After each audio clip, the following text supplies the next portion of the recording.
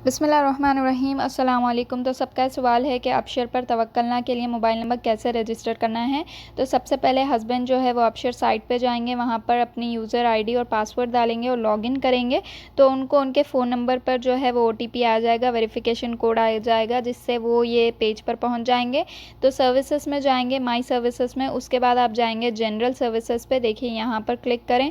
उसके बाद आपको यहाँ एक ऑप्शन होगा रजिस्टर मोबाइल नंबर फॉर तवक्कलना, ये आप ओपन कर लेंगे पेज। इसमें यहाँ पर आप अपने वाइफ का या जिसका भी तवक्कलना पर फ़ोन नंबर रजिस्टर करना है उसकी सारी डिटेल्स यहाँ डाल देंगे। आईडी डालेंगे, फिर डेट ऑफ बर्थ डालेंगे, फिर फ़ोन नंबर जो भी आपको ऑथराइज़ करवाना है वो नंबर आप यहाँ डाल देंगे।